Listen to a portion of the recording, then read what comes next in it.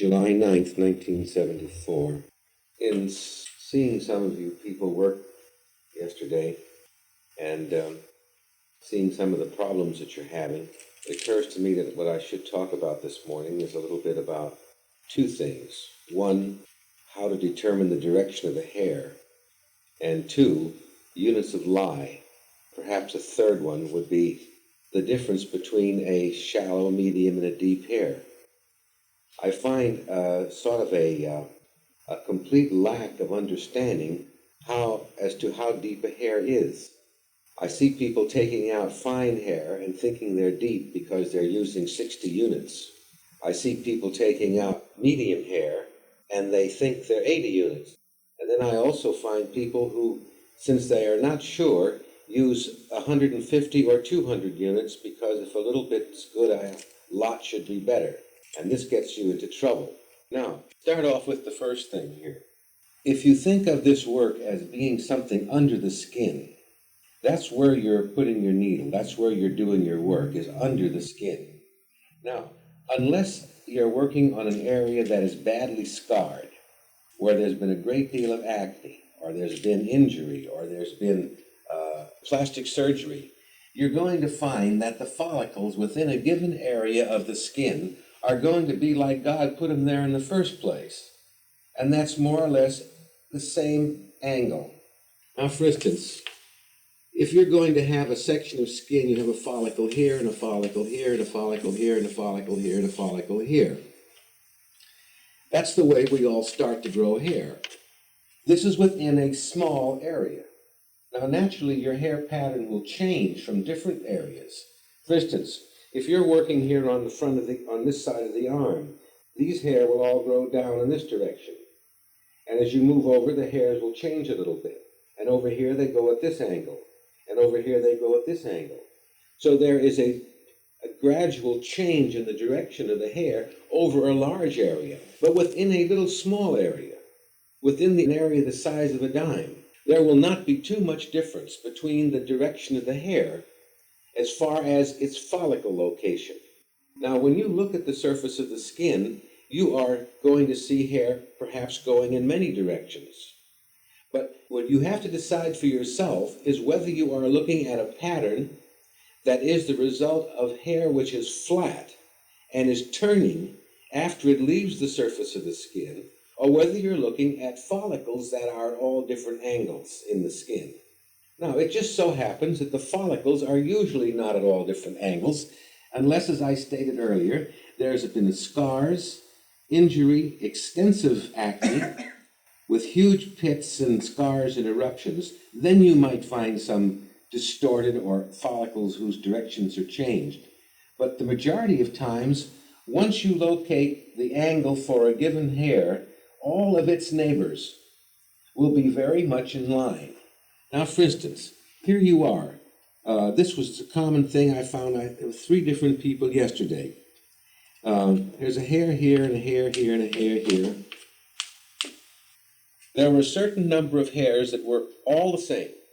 Now, these were almost all shave cases we were looking at. They were short, stiff hair, maybe 2 days growth, 3 days growth, something like that. There were a large number of them that all pointed the same way, but then there were some that went this way, and some that went that way, and some that went this way, and some that went that way. As a result, when you inserted into these, you may have gone incorrect. But when you saw this one, you changed your angle and started to insert that way. There's no way that that hair is going to be in that direction. Use the majority of the hair in the area to guide your direction. Now, I mean by direction in this point, the way you insert. I'm not talking about the angle with the skin. This is the angle with the skin, 45 degrees, steeper, and so on. That's the angle. The direction is this way, that way, or this way. You first have to determine the direction, which means how you adjust your needle holder. When you're looking at an area, the first thing you want to do is to look at the direction that the majority of the hairs point. And then consider that any hairs that are not pointing in this general direction. Now, I would trust this one, this one, this one, this one, this one, this one, this one. The majority of them in that area said that this was the direction. These that went at an angle that was other than the general angle, I would say we're not telling the truth. These hairs were kidding you, the ones that came out here. Now, if the hair is flat, you'll get a pattern that's even worse than this. You'll have a person that will have hair that is round, in which case if the hair is round, they all point pretty uniform. If the hair has a tendency to be a little oval, there'll be some of them that will distort your direction. But if he has, or she has, kinky hair or curly hair, then this thing becomes even worse. It begins to look like this. Now what you have to do, the first thing you have to do is to say to yourself, if this were a person with straight hair, how would their hair grow? If I go by a table and see a student, for instance, inserting into this area, like that, I would know, without even getting close, something's wrong. You don't insert into a chin like that. You'd insert into a chin this way, or maybe this way. Under the neck, your insertions may be this way, but very seldom will you ever insert that way under your neck. Not unless you've got a scar under the chin here. Now, most people, when they are kids, they fall down and scar themselves under the chin. So you can have an area right along here that usually exhibits a scar, and you may have some truly distorted, mixed up follicles in that area. But the majority of the times you won't. So, after you've worked on a few people, you remember how you held your needle for Mrs. So-and-so or Mr. So-and-so, who was a straight-haired person, a person then with kinky or curly or wavy hair, should have that same general direction as far as the follicle is concerned, even though it doesn't look like it. So that's a way to start.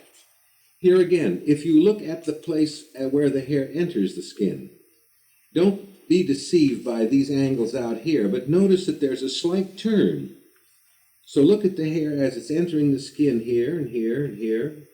At these points, you begin to get the idea that there is a tendency for all of these hairs to enter the skin in this direction. You have to learn to look closer, and you look at the point where the hair enters the skin, and then anticipate that it even turns a little bit after it enters the skin.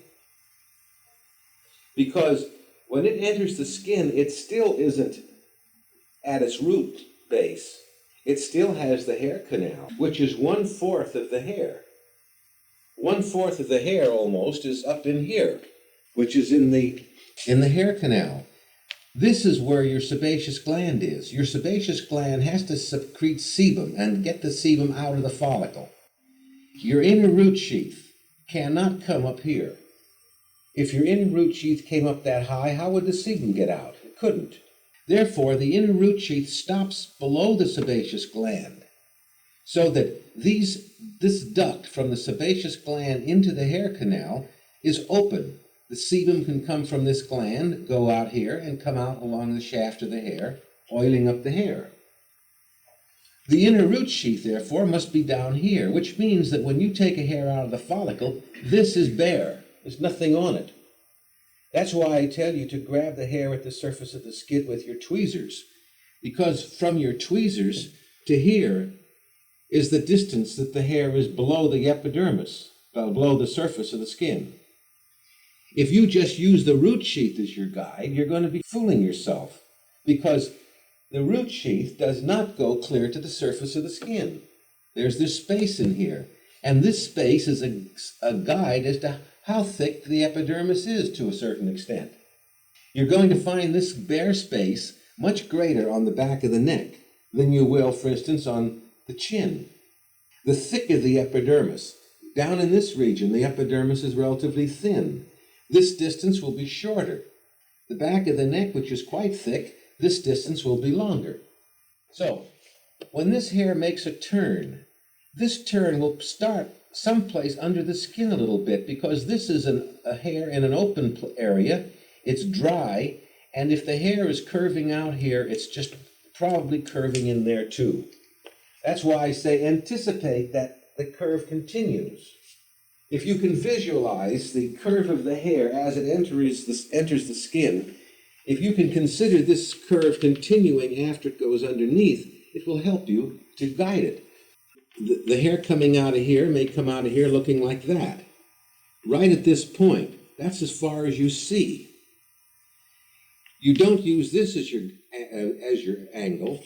I'm talking now about the angle, not the direction. As you look down here further, you see this hair turns this way. I would suspect that it goes just a little bit steeper than what you see it entering. Now, many of you are inserting too flat.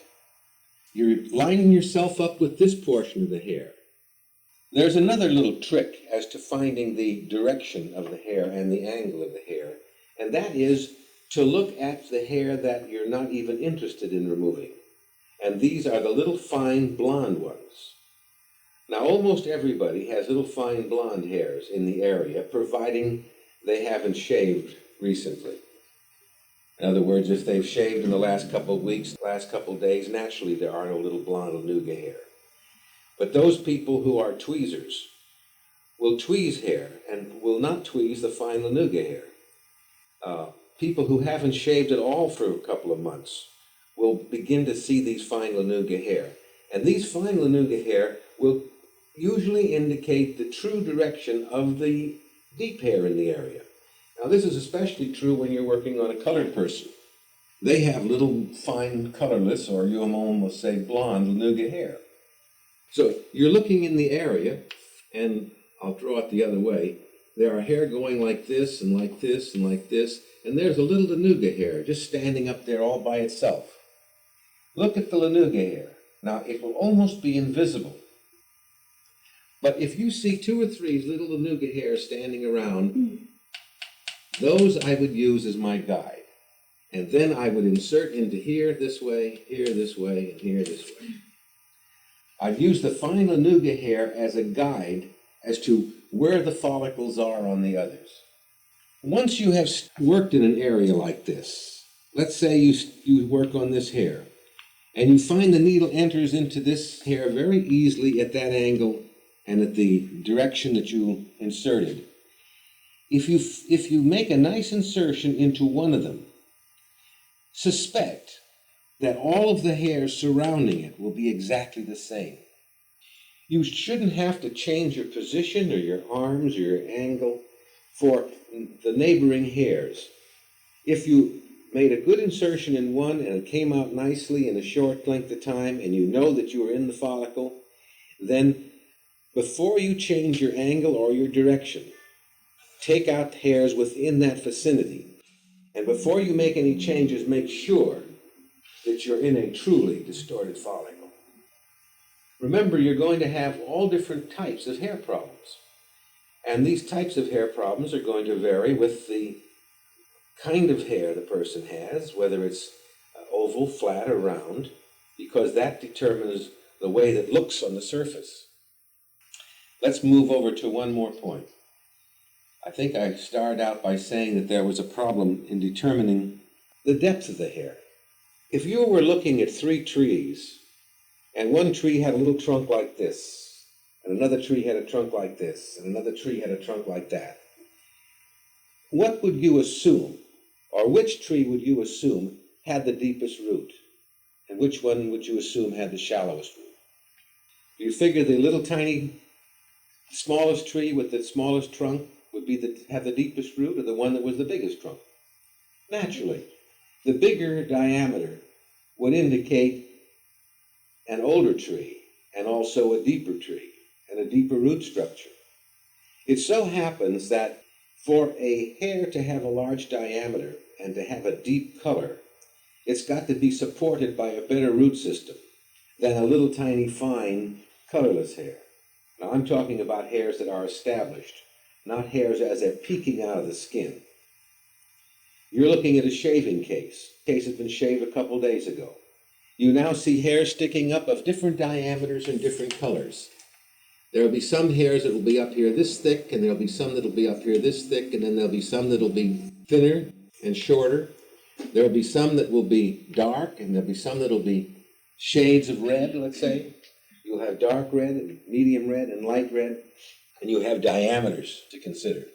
Unless a hair has started to go into its shedding cycle, all hairs that are equally dark and equally thick will be equally deep. This person shaved 2 days ago. This hair is up to there, and this hair is up to there. If this hair is a dark red and this one's a dark red, I would say their root structures are exactly the same. Why would I assume that? Because they're both growing the same distance. If they're both growing the same distance, they must be an anagen. They must be actively growing hair. If we have this one here now, this is shorter. It's the same diameter. It's shorter, but it's not quite as red. As a matter of fact, it may even be a little bit on the light blonde side, but it's a thick hair. This hair, I would say, is going into catagen, or it's in telogen. This hair would be in the stage where it's starting to shed. Why? Because obviously it's not growing as robustly as this one. It hasn't got the root structure going for it. It isn't getting the nourishment. Something's wrong. If this hair were only that long, then I would say this follicle is that short. This is probably a club hair now, and it probably is on the blonde side, because as a hair goes into its last stage of shedding, it loses its pigmentation. These were equally thick hair. These were dark ones, anagen. This was a thick hair, either a medium red or a darker or blonde, or if this is black or brown, this would be your darkest brown, and then a lighter brown, and then a real light brown. These are all keys to what you're going to find underneath. Hairs of a large diameter are going to be hairs that are what I would consider to be deep hair. It shouldn't require that you work on 100 people in order to recognize the difference in the hair's diameter. If you're looking and you're seeing, you'll recognize the fact that stiff bristles, as you find on the chin of people who shave, these are the hairs that we call deep. If a person doesn't have a hair of that diameter, then it's not a deep hair, it's a medium hair. If you're working on a man and a man's beard, you're dealing with usually deep hair. And by deep hair, I mean hairs that are of a depth that are about so long, about a quarter of an inch. These quarter-of-inch hairs, or these deep hairs, are the ones that I suggest and recommend 60 units of lye, or 60-unit hair. If it's anything less than that, if it's not a big, thick diameter hair, if it isn't a big bristle type, then it's not a deep hair. Now, you're not going to find great big, coarse, heavy, deep bristles on a girl in her early 20s. If she's going to have a hair problem, it's usually going to be a lanugo hair that are turning dark, and they are going to be perhaps longer and a little darker, but very seldom will they have the diameter and the thickness of a bristle on a man's chin.